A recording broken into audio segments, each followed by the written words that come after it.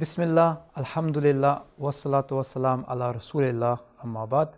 Welcome to today's talk, Islam, Evolution and Darwinism. Now the first thing I want to cover is this image. Now with Coca-Cola, you get the red color and the white color and that, that stylistic sort of writing. Instantly you recognize that's Coke, that's, what they're about and, their branding, whatever.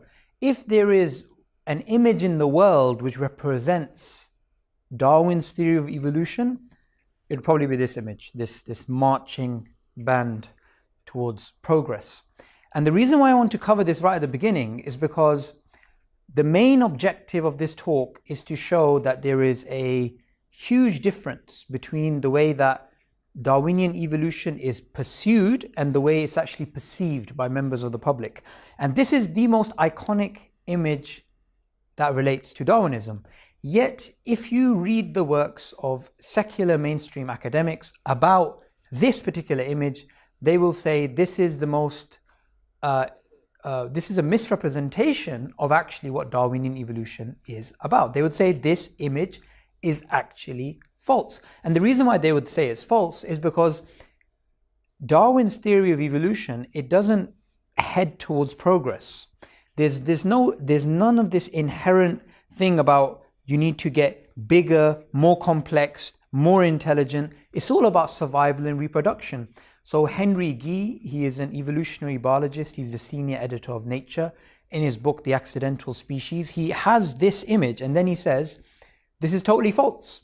We as human beings, we're not at the apex of a long evolutionary process and we are somehow at the top.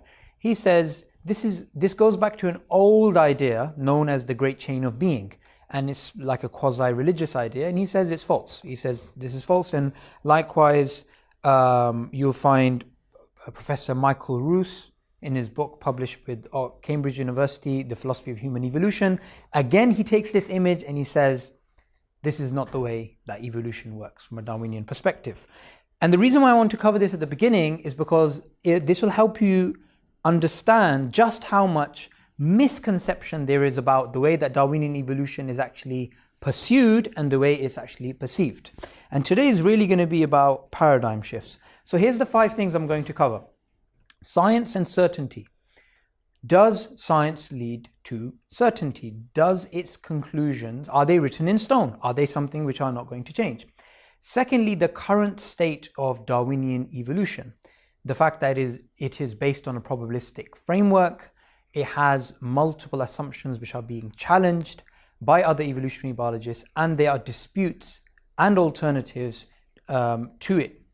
Also, I'm going to be covering the existence of God and Darwinian evolution. What's the link? What's the link between atheism, evolution, from a Darwinian perspective? Why is Darwinian evolution unique? Because it is the only scientific theory in history which has, according to mainstream secular academics, morphed from a scientific theory into a religious system, into a political system, and also into an ethical system. How did that actually happen? And lastly, I'm going to be covering the connection between Islam and evolution, and Islam and Darwinism. Now, just to give you the main upshot right at the beginning, what is the Islamic stance on the Darwin's theory of evolution? Well, we can answer that question in a very simple way by saying, what is Islam's stance on any scientific theory, not just Darwin's theory of evolution? And the stance that we as Muslims have is the same stance which even secular academics have, which is that science leads to working models, working theories, working paradigms. It doesn't give you certainty. So we can, as Muslims, we can accept it as a prevailing theory, as a prevailing paradigm, as a prevailing model in science, but we don't have to say it's absolutely true or take it into our creed. Okay. All of the people I'm going to be referring to today are going to be mainstream secular academics. They're not going to be people linked to intelligent design, creationism, anything like that. And they're all going to be mainstream secular academics.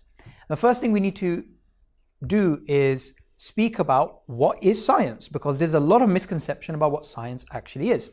Now, if I was to speak about what is science, we could be here till the cows come home. It's a very deep subject.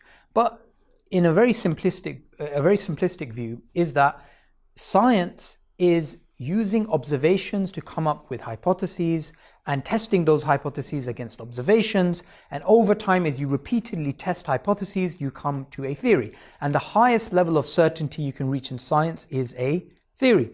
Now, sometimes in our common language, when we speak about theory, we say, my theory is, we didn't go to the moon, or my theory is this, or my theory about, who shot, Kennedy.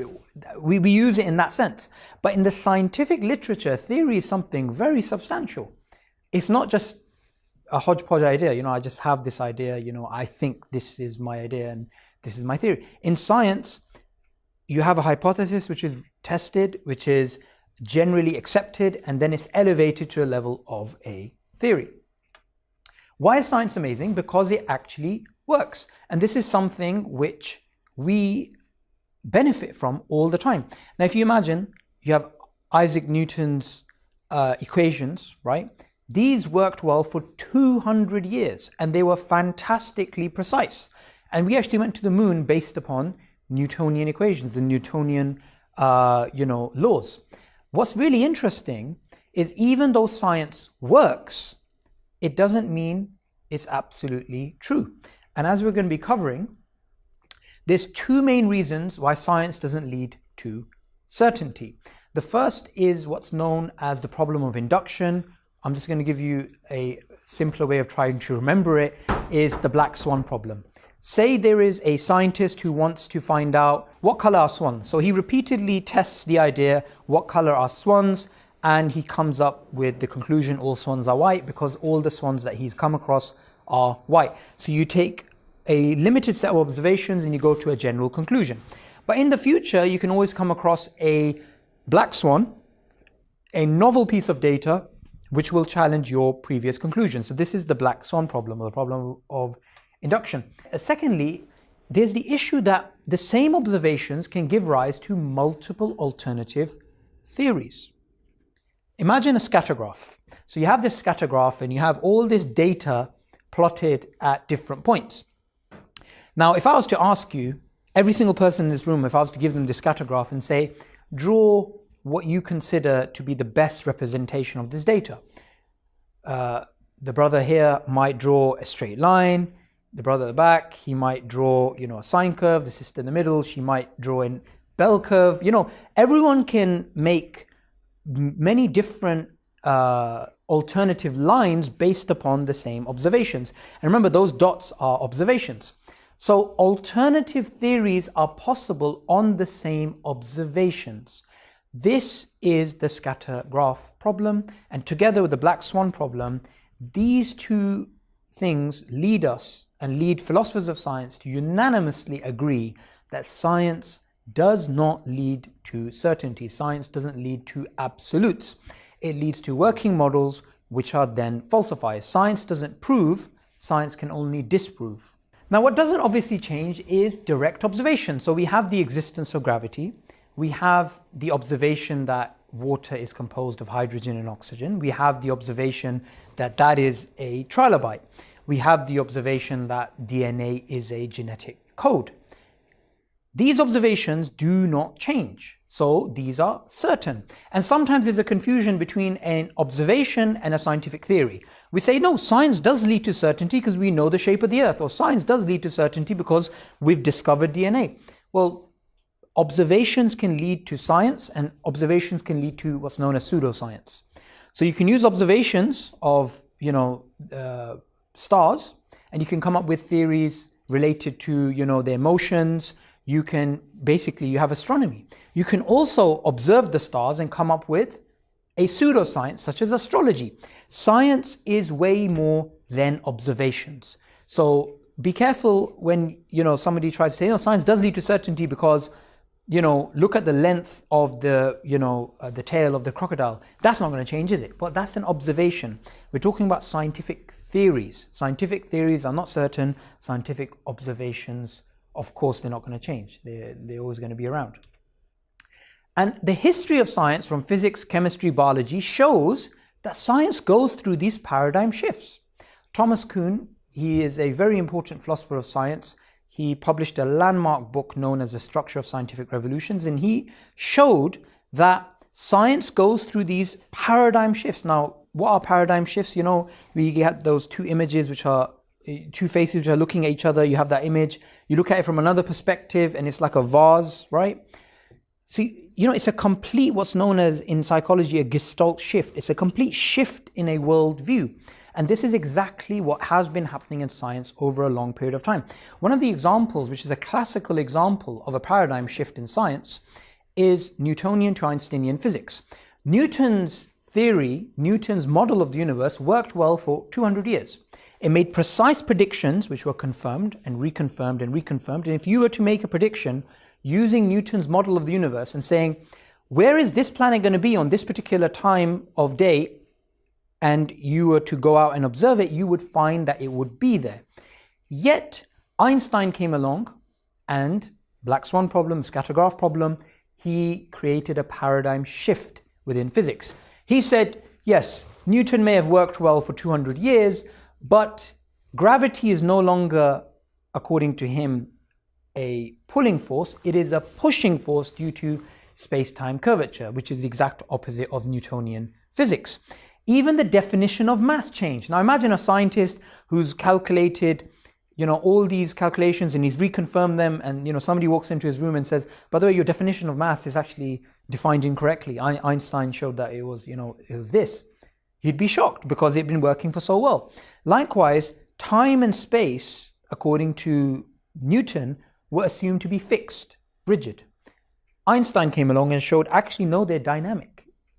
You have space-time curvature, which changes. So these concepts, which were so fundamental, which were taken for granted, which people believed to be true, like literally true, were then shown to be not true. And that's what actually happens in science. So this is a classical example of a paradigm shift in science. Now, theories work even when they're wrong. A classical example, apart from Newtonian mechanics, is the theory of phlogiston. Phlogiston was a theory in chemistry which was used to discover nitrogen, yet later it was discarded. Theories work even when they contradict each other. So currently, in the world of physics, we have a very successful theory, general relativity as proposed by Einstein, and we also have quantum mechanics, which again is very successful. But the fundamental assumptions of these two contradict each other. They both can't be true. Yet, scientists don't say, well, I'm going to choose this over that. They say, well, let's ride both these horses, right? So we have, even today, in physics, an unresolved conflict between two theories which are really powerful, which both have so much predictive scope, yet, but they both can't actually be true. And they're trying to come up with a theory of quantum gravity or something like that, but they haven't managed to do that yet.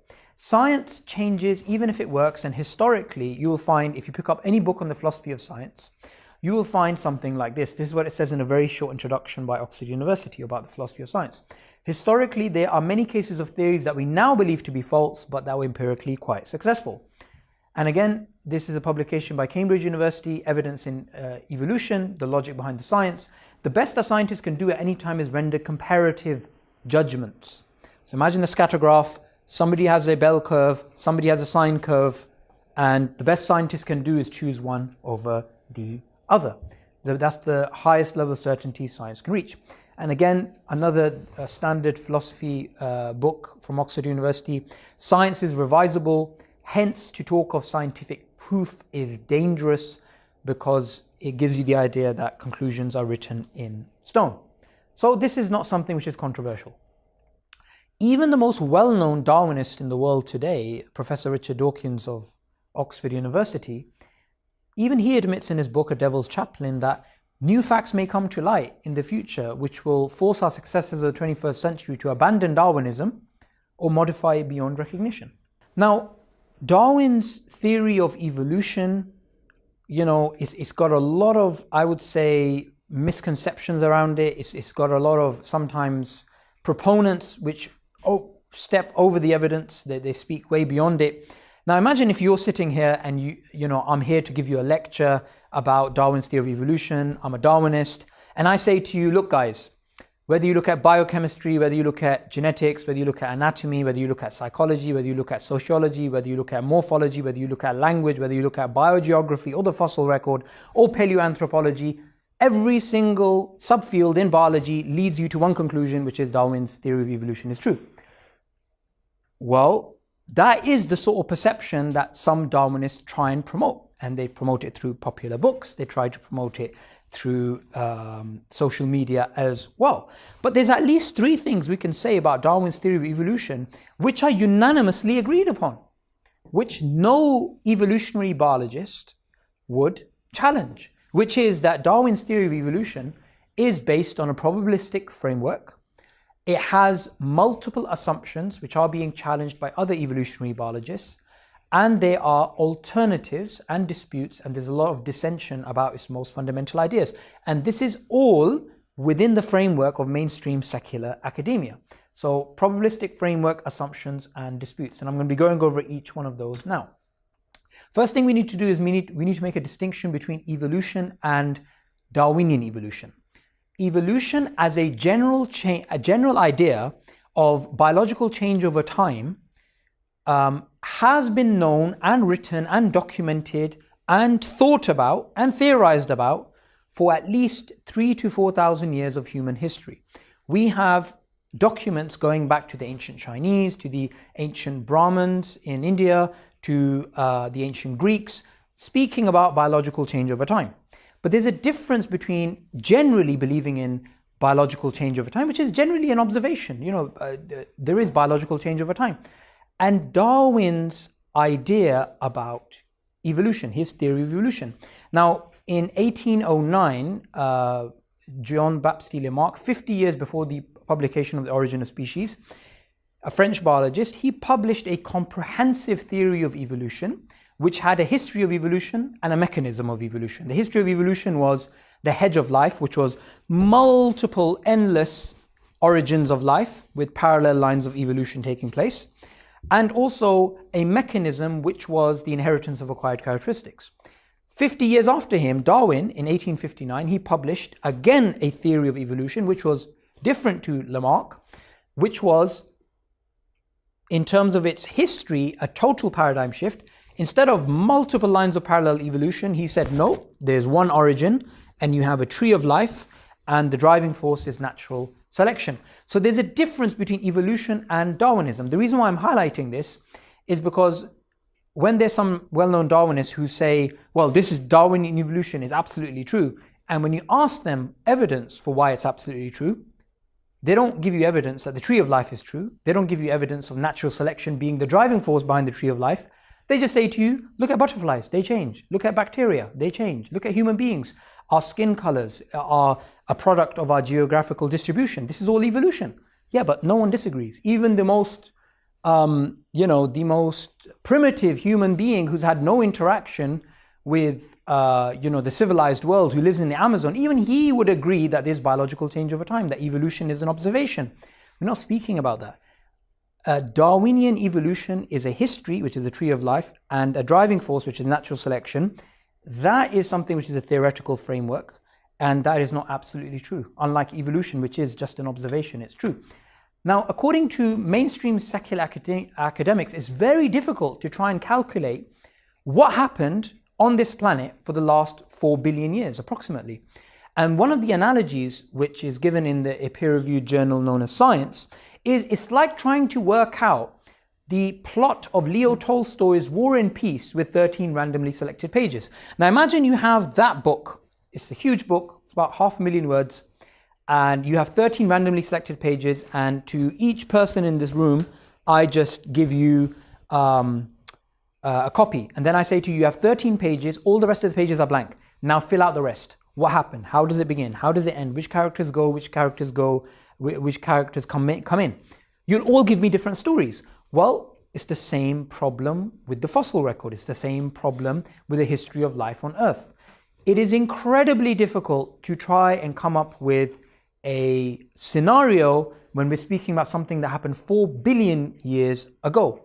Secondly, according to the National Science Foundation in a study published in May 2016 last year, 99.999% of species are unobserved. Okay? That basically means all we have in terms of our data, in terms of our fossils, in terms of our the animals which are alive today, the biological life which is alive today, all we have is 0.0001%. What does that mean? That basically means it's Leo Tolstoy's War and Peace, but on steroids. Or, like I've put it here, it's the scatter graph on steroids. It's so incredibly difficult. This is the reason why evolutionary biologists have looked at the history of life on Earth, and they've come up with multiple alternative, contradictory ideas. Some have looked at it and they said, perhaps, like Darwin said, all of life going back had one single origin, and that one single origin, you have the tree of life, universal common ancestry. Others, like those who believe in neo-Lamarckian evolution, they said, and like Lamarck proposed, there was multiple lines of evolution, multiple origins, there was this hedge of life. Others today are saying the tree of life is incorrect, like Carl Woese, and they say, he's the one who discovered the third domain of life, archaea, very important evolutionary biologist. And he says, it's a web. It's not a tree of life, it's a web. And that a web is, this idea has been coming around just for the last 20 years. Before that, the tree of life was generally accepted by everyone. Some say it's gradual. There's very small incremental gradual change, which is classical Darwinism. Others say, no, there's rapid change. Some say there's progression, like Lamarck, and some say there's no progression, like classical Darwinism. Whatever you make is bound to be speculative. It's bound to be based on a probabilistic framework. Also, what's very, very important is how, if I was to ask you that there's amazing traits that human beings have and there's amazing traits that exist in nature, how did these traits come? Usually when you watch a documentary or when you read a book, it gives you a scenario. But how do you know if that scenario is true? And many times we've been given, okay, how did the eye come around? How did this come around? How did that come around? Well, maybe what happened was this, maybe what happened was that. These scenarios, they sound quite plausible, but the problem with them is we don't know if they're actually true. Now, Richard Lewontin, a very important evolutionary biologist at Harvard, again, mainstream secular academic, he's an atheist, alongside people like Stephen Jay Gould, again from Harvard, both evolutionary biologists, they popularized this term, just so stories. Just so stories goes back to Rudyard Kipling's book, Just So Stories, in which, it's how did the elephant get its long snout? Well, the crocodile bit it and it tried to drag it into the water, and as it kept dragging it, it got longer and longer and longer and longer. Now, that is a just so story. Why is Richard Lewontin and Stephen Jay Gould and others calling these evolutionary scenarios just so stories? Simply because you can't really test them. So if I was to just speak about one trait, and in terms of human beings, in terms of our biochemistry, our genetics, our anatomy, we have so many different traits. But if I was to just give you one trait, we have blood vessels that run throughout our body, and the blood vessels are obviously sealed. They're not, they're not leaking into the rest of your body, except in one part of your body, there's actually a leakage. Right? Sounds scary, but there is actually a leakage. You actually have the blood-brain barrier, and you have a vessel which goes through, a vein that goes through, and you have a slight leakage. And what happens is the blood that comes out, it's actually tested by the brain, and the brain tests if your body actually has toxins. And if your body has actually had toxins, and you've had a late night kebab in Oxford from a very well-known kebab shop, which I'm not going to mention, which is near a cinema, opposite a cinema, okay? I used to go there many, many years ago. Say if there's something dodgy in the food, which, we know it's not going to be, it's a great place. Say if that happens, your body will discover it because of this leakage. And then it will create a reaction to mitigate the effects of that. Now, how did this trait evolve? If you were to go up to a Darwinist, they would say, perhaps what happened is this, perhaps what happened is that. This is what's known as just so stories. I'm just going to cover one just so story, which is the color preference. Okay, so to actually help me, and this has actually helped me today, there's a brother wearing a jacket which is blue, and there's a sister who's wearing a red scarf. Now, why that is helpful is because evolutionary biologists, Darwinists, they have to explain every single human trait, whether it's biochemistry, genetics, anatomy, psychology, sociology. They have to explain it in terms of natural selection. So how did they explain color preference? Because men like the color like the color blue, and women like the color red. Now, what some evolutionary biologists, some evolutionary theorists did is they came up with the scenario that approximately 1 million years ago, when human beings lived in hunter-gatherer societies, men had to go out and hunt, and if they had to go out and hunt, they had to look out for a blue sky. So they started liking the color blue. I mean, the ones who like the color blue are more likely to survive because they're going to go out and hunt. And when they go out to the watering hole, it's also blue. Also, that gene for liking the color blue, that mutation, will get passed on because the people who go out and hunt are more likely to survive. Now, the women who, they were at home, so the men would obviously go kill a mammoth or something and bring it back, and you have a lot of color red. So the women who interacted with the color red started to they were more likely to survive if they preferred the color red, because they're going to be noticing that. Also, when women go out, they forage, right? According to that scenario 1 million years ago. So when the men are hunting, the women are going out and picking berries, picking strawberries, picking apples, which are red. So that's how they came up with the idea that men like the color blue and women like the color red. Now, Raymond Tallis, he's a scientist and an atheist and an evolutionary thinker and a philosopher. He's a polymath, amazing guy. What he does is he challenges that particular scenario, and he says, guys, come on, this doesn't make any sense. Women liking the color red and men liking the color blue is a very recent phenomenon. 150 years ago, just here in Victorian Europe, men liked the color red and women liked the color blue. Just 150 years ago is actually the other way around. Hence, Alice in Wonderland, she's got a blue dress, knights and, those sort of people, they used to wear pink or red, they used to like those sort of colors. So he says, look, this just so scenario doesn't make any sense. The reason why I'm highlighting this is because there's a clear difference between what's theoretically possible, a theoretical story or theoretical construct, which is what we hear all the time in very popular documentaries. How did a human being evolve to walk upright? Well, what could have happened is this, what could have happened is that. These are just so stories and you can't actually test them. There's a difference between what is theoretically possible and what actually happened.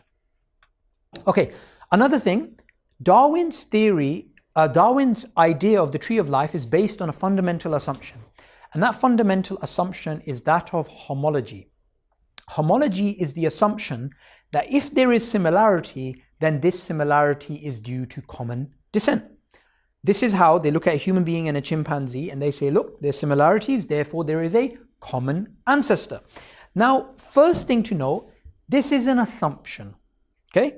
So even if there was no other evidence against it, it is an assumption. And if someone says it's plausible, well, that's fine. But you can't say it's absolutely true. It's just an assumption. No one saw human-chimp ancestry split 6 to 7 million years ago. And just a few years before that, they said the human-chimp ancestry didn't split 6 to 7 million years ago. It was 20 million years ago, which was a 14 million year revision. So no one was around at that time to see this split. But nonetheless, homology, which is used to construct the tree of life, you take similar things and you put them together, they have a common ancestor. This assumption of homology has a counterfactual, which is known as homoplasy, which is the exact opposite of homology, which is similarities which cannot possibly be due to common descent. And all over the biological world, at a biochemical level, at a genetic level, at an anatomical level, we have these homoplasies. Here's some classical examples. We have the wing of a bat and the wing of a bird. That is not due to common descent. That is homoplasy. Likewise, and that's in terms of physical features, if you go to genetics, the bat and the dolphin, they both have genes for echolocation and they both have the system of echolocation. So if you look at their genes, they're the same, yet it's not due to common ancestry, it's due to homoplasy, not homology. And recently there was a paper published by Andrew Inkpen and Ford Doolittle called Molecular Phylogenetics and the Perennial Problem of Homology. And they basically said, we have this huge problem. We look at similar things and we say we have a common ancestor, but then we have so many similar things genetically which cannot possibly be due to common ancestry. Another classical example is the placental saber-toothed tiger and the marsupial saber-toothed tiger. I mean, you guys can Google this, it's fascinating stuff. When you Google and you look at both of them, they look, if you just have a superficial look at them, they just look so, it looks like it's the same thing. It looks like they are both the exact same thing. Yet, one is from North America, one is from South America. And the marsupial saber-toothed tiger and the placental saber-toothed tiger, they didn't interact. They didn't breed. They are two separate species which had separate origins. In fact, if you look at both of them, the placental and saber-toothed tiger look very similar, yet the placental saber-toothed tiger is closer to a kangaroo than it is to a marsupial saber-toothed tiger. So we have this huge problem of homology. It's a quagmire, and Quagmire is not the guy from Family Guy. It's quicksand. It's a big problem to actually deal with. Okay, some examples a bit more particular to human beings when it comes to homology, homoplasy. Now, a lot of the times we get this very simple narrative. Look at the human being, look at this particular part of the skull, or look at this particular elbow. It's so similar to that of a chimpanzee. Therefore, there must be a common ancestor. Again, it's an assumption. And we know counterfactuals to that assumption, such as homoplasy. Now, in terms of human being, we have an amazing language. We have this complex specified language. The only creature in nature which is closest to the human being in terms of our language is not the chimpanzee, because chimpanzees grunt, is the songbirds, is actually songbirds. They have the closest to human beings in terms of language. That's not due to homology, that's homoplasy. Secondly, chimpanzees live in communities up to 100, no longer than 100, no bigger than 100. Yet, the closest to the human being in terms of our social behavior is actually the ant. Ants live in colonies of millions. All of the ants are genealogically related. All of them are brothers and sisters. Ants have, and this is fascinating, chimpanzees live up to a community of 100 and they don't have a complex social structure. Ants have complex buildings. They have economies. They have warfare. They have slavery. They even have funerals. It's the closest to the human being in terms of our social interactions. That's not homology, that's homoplasy. Yet, this sort of information is often overlooked. Now, just to summarize this point about homology and homoplasy, sometimes we get this very simplistic narrative. Look, that's similar, therefore there's a common ancestor. There must be.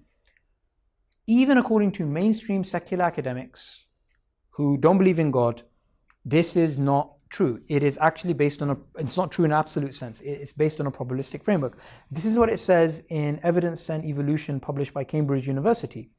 Both of the following thoughts are therefore naive. Humans and chimps must share a common ancestor because they're so similar. And humans and mushrooms must have arisen independently because they are so different. Within a probabilistic framework, there is no must in either case. Finish off the probabilistic framework section. Now we're into the assumption sections. There's a whole bunch of assumptions that Darwinian evolution is based upon, which is fine because all scientific theories have assumptions.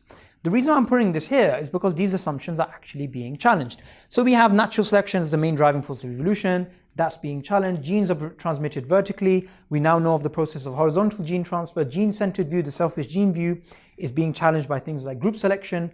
Gradualism is challenged by saltational processes. Tree of life, something which I never thought in my life I would see mainstream evolutionary biologists challenging. They're challenging it with the web of life now.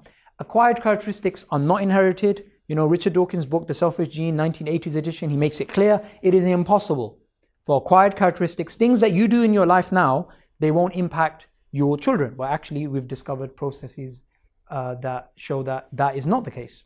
And mutations are random. Well, according to other evolutionary biologists, some mutations may be random, but most of the beneficial mutations are actually directed. They're not random mutations.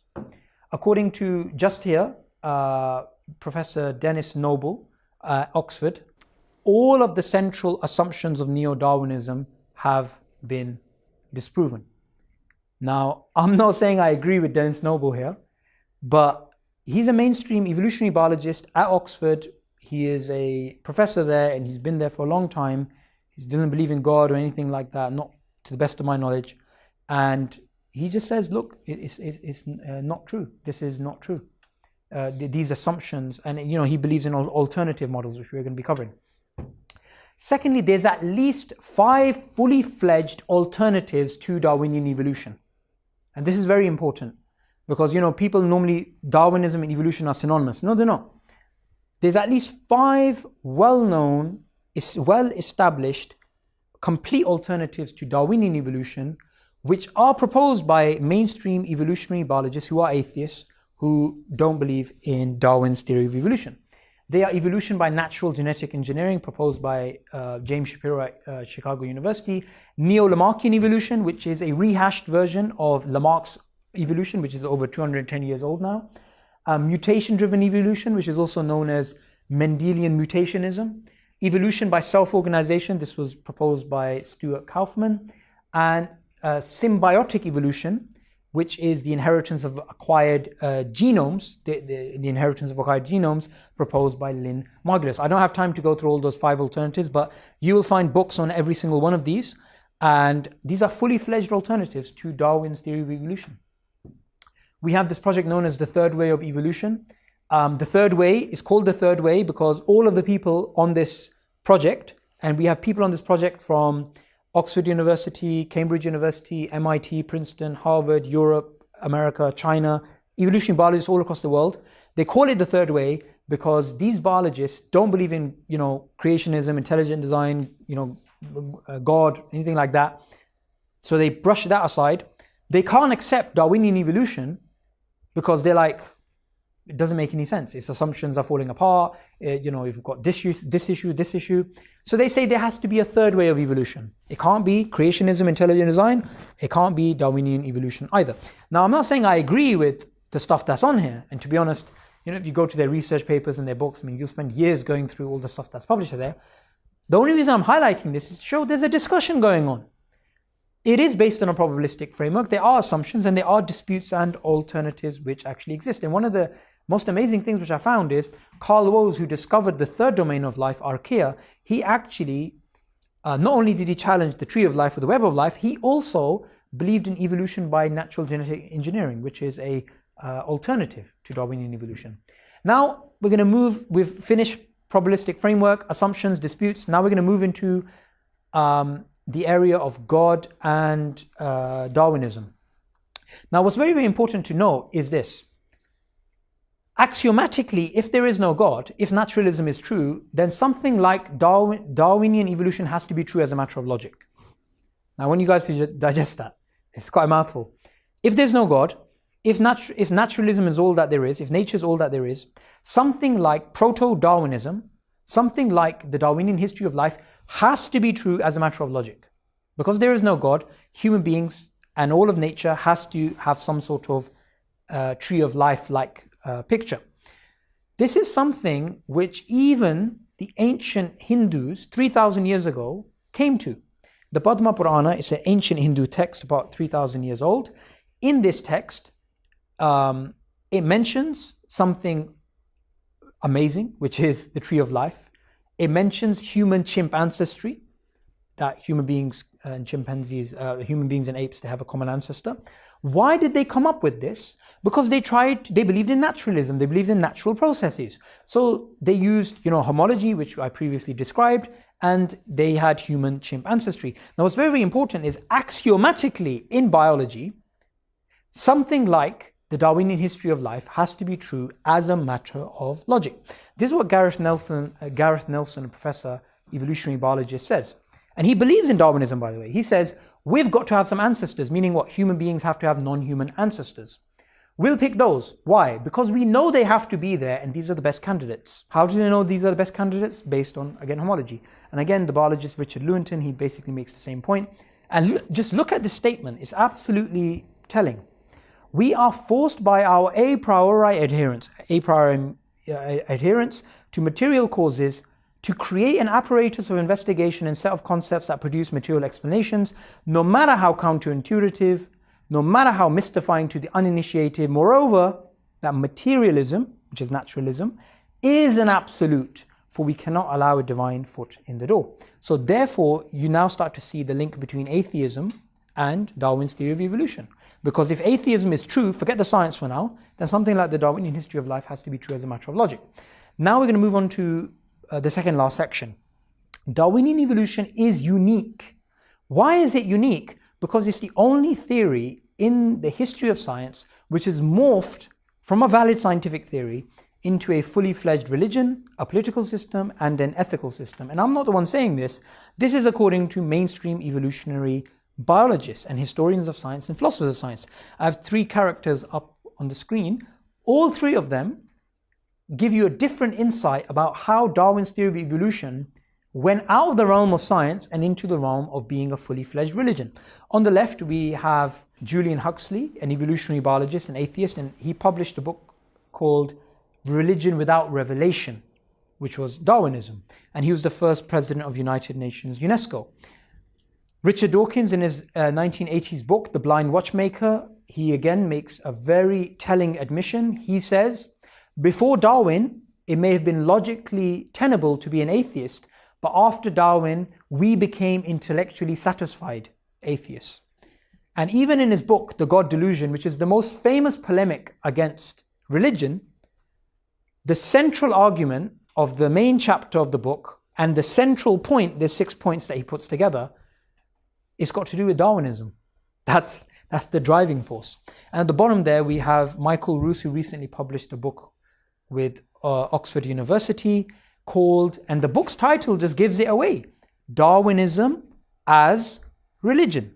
And in this book, he does believe in Darwinism. He is an atheist. He is a naturalist. He says, Darwinism from the beginning till now is a fully fledged alternative to mainstream religions like Christianity. Secondly, Darwinism as an ethical system. And now this is the part of Darwinian evolution which is generally overlooked. Now imagine if I said to you guys, do you know what? I believe in general relativity. Oh no, forget that. I believe in gravity. Gravity works, right? But I said, gravity works every single place in the entire universe, except for the UK. And in the UK, there's only one part where it doesn't work, which is this university, and in this room, gravity doesn't work. Other than that, it works in every single part of the world. You're going to say, you're bonkers. What are you talking about? How can you make an exception? Well, if Darwin's theory of evolution is true, then something like this has to be true as a matter of logic. Now here we have 12 stages of human evolution. We have, at the bottom, we have 6 types of great apes, and at the top, we have 6 types of human beings. Now the difference between step 7 and step 6. Step 6 is the African man, which we have some brothers at the back there. And we have actually, we almost have every type of human being in this room, roughly, right? 1 to 6. Now, as you keep going down, you get to number 1, which is the Caucasian. The distance between the Caucasian and the African is 5 steps.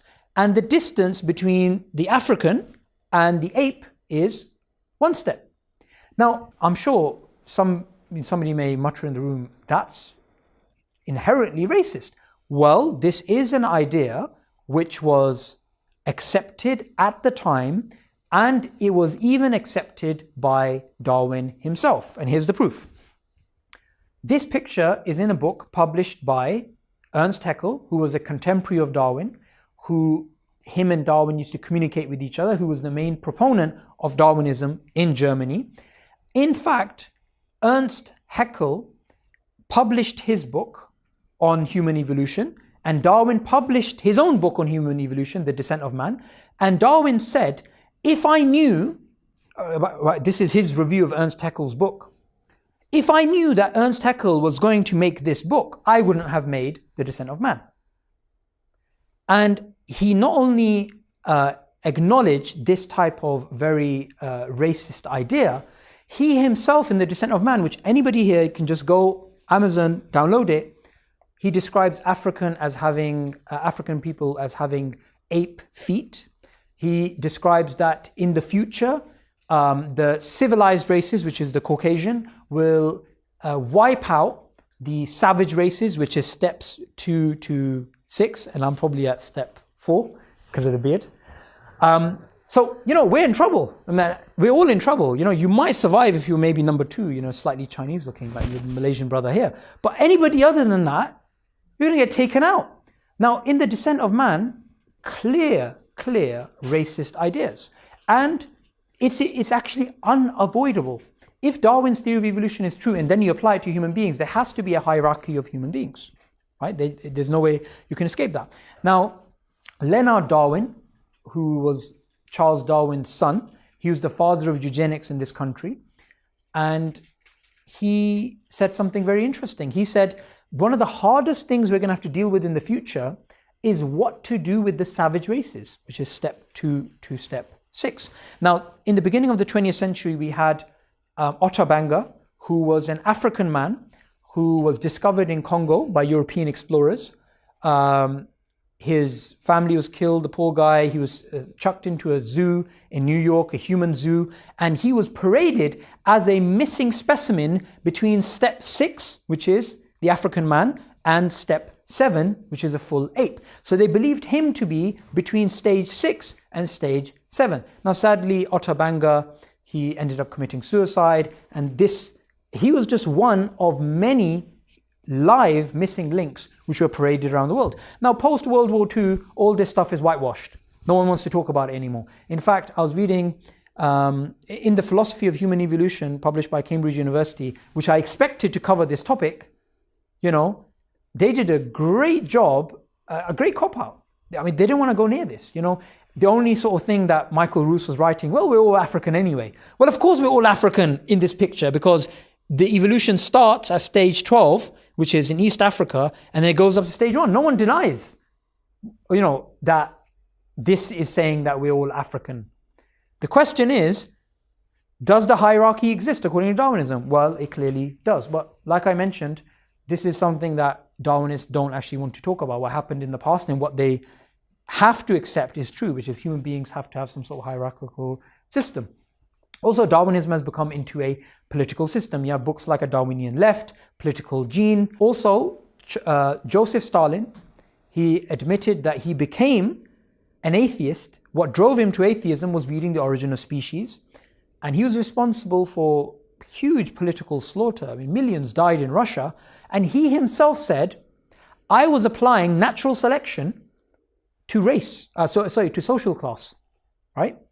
And even in the writings of Darwin, when he spoke about the Ottoman Turks, which was the Muslim empire at the time, when they fought the Europeans and the Europeans beat them in a battle, Charles Darwin said, the savage races have been beaten, the savage Turks have been beaten hollow by the civilized Europeans. Why? Because, they're savages, and savages are beaten by those who are superior, which is the white man. And he made the prediction, which is very clear in The Descent of Man, that the civilized races are going to prevail all over the world. And in fact, he was justifying what had been happening in 3 continents. Australia, the savages were being wiped out. North America, the savages were being wiped out. And South America, the savages were being wiped out. And in Africa, the savages were being wiped out. And you'll find that within The Descent of Man, this sort of political commentary. Okay, lastly, I want to cover Islam, evolution, and Darwinism, something which I did cover previously. Now, what's very, very important for us as Muslims to do is not to accept the Christian narrative about the history of life on earth and then try and just do what they do. So, Christians usually have, they usually promote this thing known as intelligent design, and they also say that, look, all of the species on earth, all of the different kinds, these different kinds, they don't actually change. Now, it's very important for us as Muslims. Allah says in the Quran, do not speak about that which you don't know. So in terms of human beings and human lineage, we as Muslims, we can confidently say that human beings and chimpanzees, theologically, we do not believe them to have a common ancestor, human beings and apes. But in terms of other biological life, there's silence in the Quran. Did the whale evolve from a land-like mammal? Possibly. We don't know. We can't say it definitely didn't, which is what biblical literalists do. They say, no, it definitely didn't. So we as Muslims, what should we do, especially those of us who work within evolutionary biology? Well, I'll give you a practical piece of advice, which my friend actually applies. My friend, Dr. Fareed Khan, you can find his video on the IRA channel as well. He's an evolutionary biologist. Alhamdulillah, he has a PhD from Cambridge. He works within this field and he works to try and save lives. And the driving force in his life, working within evolutionary biology, is the Quranic verse, whoever saves the life of one saves the lives of all, right? Because that's really what evolution is about. When you look at all the literature, this technical literature, forget all the popular stuff, they're not talking about human chimpanzee ancestry in the tree of life. They're just concerned about saving lives, trying to come up with new antibiotics. Penicillin is, dying off and all the rest of this sort of stuff. Now, what can we as Muslims do? We can accept Darwinian evolution as a working model, as a working theory, as a working paradigm. But it doesn't mean that we accept it to be absolutely true. Because even secular academics agree it's based on a probabilistic framework which has assumptions and there are disputes about its most fundamental ideas. So we can accept it as a prevailing idea, but we don't have to accept it to be absolutely true. And even David Stove, who's a philosopher of science, he's an atheist, in his book Darwinian Fairy Tales, and he calls Darwinian evolution a slander on human beings, right? It's not just all about survival and reproduction. He says, look, even though it's the best thing we have in biology, it's the prevailing idea, prevailing theory, and he accepts it as that, he says it's not absolutely true. So we as Muslims would do the same thing. So in this lecture, I have covered very, very importantly, the most important section is the section at the beginning, because I spoke about the scatter graph problem and the black swan problem. And then I spoke about why Darwinian evolution is based on a probabilistic framework with assumptions and disputes. But I didn't need to do that. If you understand the black swan problem and the scatter graph problem, you automatically know that Darwinian evolution or steady state theory or string theory or any theory in science cannot be absolutely true. And I explained why it's based on a probabilistic framework with assumptions and disputes. And lastly, what I want to end upon is this. Just a few decades ago, there was a conflict between our theology as Muslims and physics. Physicists believed in the steady state theory. They believed that the universe had no beginning. And in the Quran, it's clear the universe had a beginning. Now, the steady state theory has gone through a paradigm shift, and we have the Big Bang theory now with 17 different models. And it's more in line with the Quran. But what would we as Muslims have done 50, 70, 80 years ago when the steady state theory was accepted by everyone, including people like Einstein? Would we just go around trying to argue with every single physicist that it's wrong? No. We would say, well, this is a prevailing idea in physics and we accept it as Muslims and we accept it as a working model, working theory, working paradigm, but we don't believe it to be absolutely true. Maybe something will come in the future which will challenge it, which is actually what happened. Sadly, what does happen within this field is Muslims follow Christians and they just start, trying to challenge everybody who believes in it. That's not the right way to actually do it. The correct thing Islamically, and the correct thing, even if you're not Muslim, is to understand science only gives you working models which can then change. And we need to understand we have a duty to be involved in science more than I would say other religious faiths or even people who are non-religious. Why? Because science as a method came from the Muslim world. The first scientist in history, according to even mainstream secular academics, historians like David C. Lindbergh, the first scientist in history and the first person who came up with the scientific method which we're using till today to make all of our technology is Hassan ibn Haytham, who lived approximately 1,000 years ago, hundreds of years before Francis Bacon or Galileo or any of these characters. And he was not only a scientist, he was also a Quranic scholar. And he was the first person who actually, and one of the things that he said was, in his biography, what drove him to do science was to become closer to Allah, become closer to God. That was actually his objective. And sadly nowadays, science is associated with atheism. But as we know, the more you discover about something, the more you discover about the human body, the more you discover about the universe, if anything, it should lead you towards God, not away from God. Science explains how, God explains for us why anything exists in the first place. So discovering how doesn't challenge why. Everything good I have said is from Allah, the Creator. Every mistake is from myself. Jazakallah khair for listening, and I look forward to your questions.